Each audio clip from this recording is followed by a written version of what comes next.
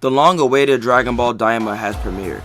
A lot of disparaging opinions seem to have dissipated, though for an entirely different reason than I anticipated. The animation. Everyone across the internet was praising how gorgeous the animation looked for this episode. This uproar shouldn't be a surprise to me, considering we already knew Daima was being worked on by an all-star team of animators held as legends in Dragon Ball animation history. I still remember the days more than 2 years ago when Dragon Ball Super Superhero was the next big thing Dragon Ball fans set their attention on. Not all of the attention was positive. Some of it was skepticism due to the drastic change to CG animation. While Dragon Ball Super Superhero did prove the masses wrong by showing just how capable Toei is of making CG anime, the beginning of the movie stood out due to the use of traditional animation. This animation wasn't in the style of Dragon Ball Super Broly and did not use the Shintani designs. Instead, they kept the character designs even more accurate to the manga than the classic anime did. Luckily, Dragon Ball Daima would give us more of that. Dragon Ball Daima is traditionally animated, although there's a CGI Shenron. They got tired of drawing this man twisting and turning frame after frame. I can't even blame them, to be honest. The best showings of animations were remade action scenes from the Buu saga. Goku vs Majin Vegeta is one of my favorite Dragon Ball fights and has never looked this good.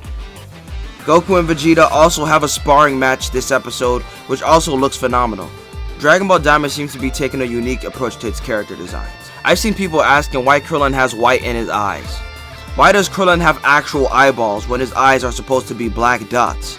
Similar to Dragon Ball Super Superhero, Dragon Ball Daima uses the color scheme from the original Dragon Ball manga. It's the reason Piccolo's belt is red instead of blue. It's the reason Kibito looks like this. I know that the original Kibito had purple skin like Shin, but it's still a little weird to me, man. Like, Toei just conditioned me to just accept the fact that Kibito's pink. But I'm just gonna have to adapt, I guess. I noticed that the line work is extremely similar to the ink-like brushstroke appearance of Naoyuki Wada's work on Dragon Ball Super Broly. Here they seem to have toned down the boldness of the ink lines and added a line filter that highlights the line work with a purple hue. This is what a modern Dragon Ball anime series is capable of when it is properly planned out instead of being greenlit to air right after finishing up a large movie. This is what a modern Dragon Ball anime series is capable of when freed from the shackles of weekly anime deadlines. The first minute of the episode is spent introducing Goku and his story. The Bardock used in this episode is from Dragon Ball Minus, Toriyama's take on the Bardock character, making this the same continuity as Dragon Ball Super. Goku is sporting a new gi for Dragon Ball Daima.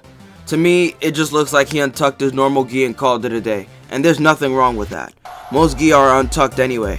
The only time we've seen Goku sport something similar was his Whis gi.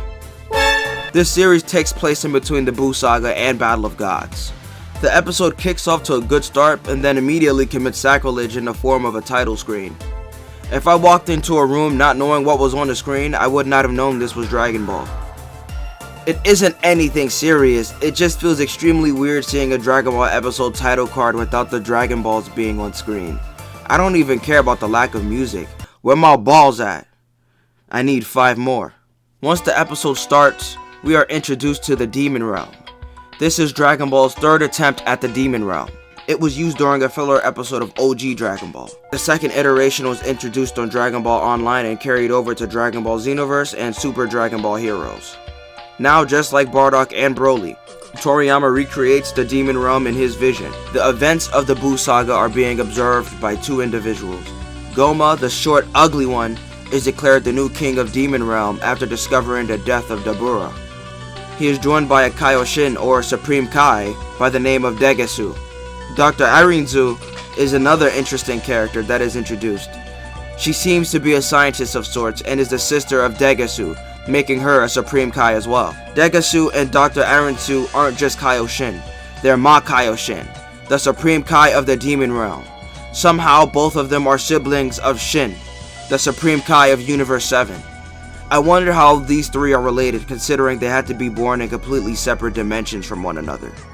Shortly after he became king, Irinzu gaslights Goma into believing that the Z Fighters were going to invade Demon Realm.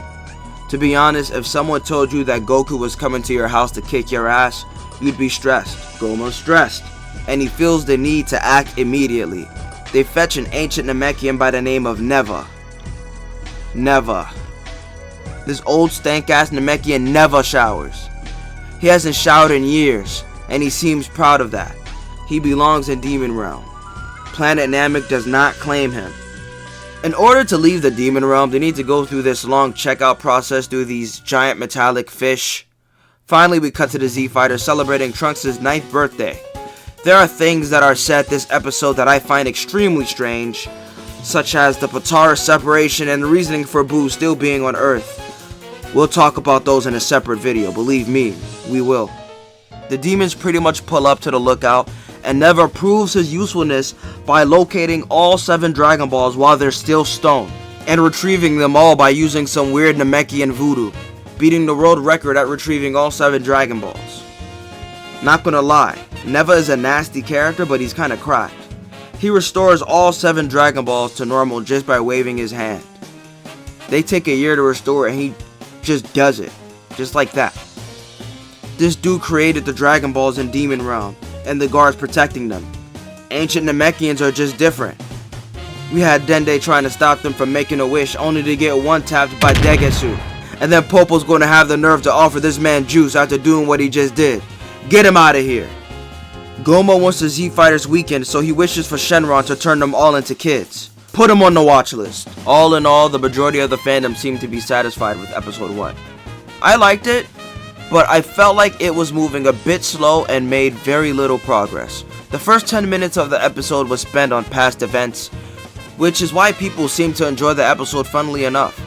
I found it weird. People were talking about the reanimated scenes more than they were talking about the actual episode.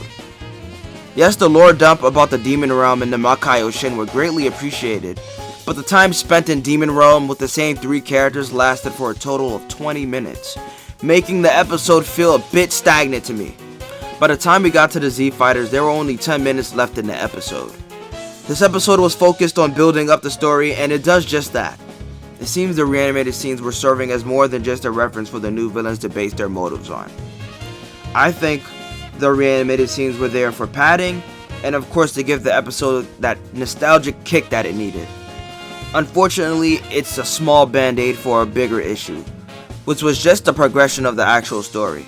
I expected the wish to be made during episode 1, I wasn't expecting to be left on a cliffhanger. I can only imagine how much story progress we would have made if they cut back on some of the reanimated content. Episode 1 served the purpose it was meant to. I'm sure episode 2 will be far more exciting and eventful. Everything you've heard me say just before this point was written before the release of episode 2.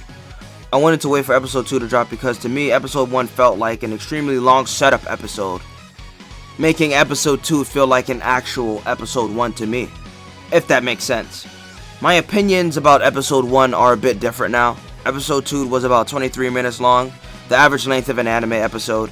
Episode 1 was about 32 minutes long. That means all of the reanimated contents of the Boo Saga that takes up the first 10 minutes of the episode 1 wasn't taking up story time at all. The episode was given extra time just to fit that in. That's actually pretty cool. For some reason, I just knew waiting for episode 2 would give me more insight. Episode 2 is where we get the opening and ending themes for Dragon Ball Daima. Let's talk about Jaka-Jan. I can easily make a joke, but at this point it's too easy, so I'm gonna hold my tongue. Jaka-Jan, the first opening for Dragon Ball Daima, was composed by Zed and Keen, written by Yukinoji Mori, and performed by Ki and J and Zed. There's a specific scene on the opening that made me laugh. Goku and Vegeta are fighting against demons, and mid-battle they just start scrapping with each other. The ending theme, Nakama, was composed by Zed, written and performed by I. 50 seconds in, the outro ends with a symbol that I believe to be a homage to the late Akira Toriyama. The episode immediately starts with Goma kidnapping baby Dende to use as a hostage. All of the Z-Fighters and anyone associated with them have been turned into children. Any of them who were already children are now babies. Goku, Piccolo, Shin, and Kibito teleport to the lookout, only to discover that Dende has been kidnapped and taken to the Demon Realm. They also learn that Shin's brother Degetsu is involved. Shin orders Kibito to retrieve a spaceship from the world of the Kais. This spaceship is what Shin used to get to Universe 7 apparently. It's also covered in moss and filth, and doesn't work at all. It's also damaged because of the fight between Super Saiyan 3 Goku and Kid Buu. They did tear that planet up. Very chaotic battle. Ship's no good, no problem. Bulma can take care of it. in 10 days. The wish seems to have affected the mini Z Fighters even worse than GT Goku. The Z Fighters can't accurately control their ki. Goku can't even adapt fighting with short limbs.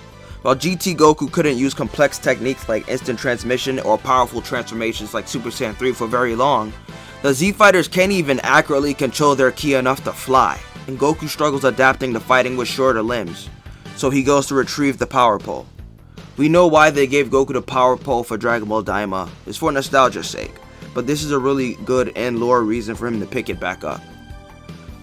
We also learned that most races with pointy ears originate from the Demon Realm.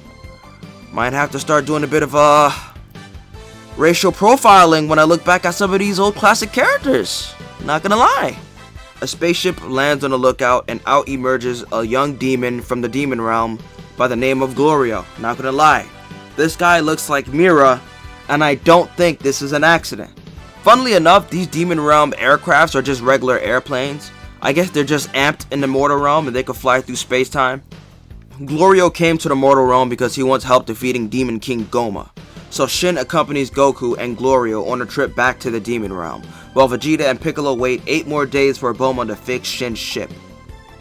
Very good episode. Again, I'm glad I waited until episode 2 to make a video. What I find interesting about Daima is that it's more of a continuation to Dragon Ball Z than Dragon Ball Super is. It's as connected to the Buu saga as the Saiyan, Namek, and Android sagas are connected to each other. This arc is happening as a result to the Buu incident. That's pretty baller. There are more things I'd like to discuss, but I'll save those for separate videos. I look forward to episode 3.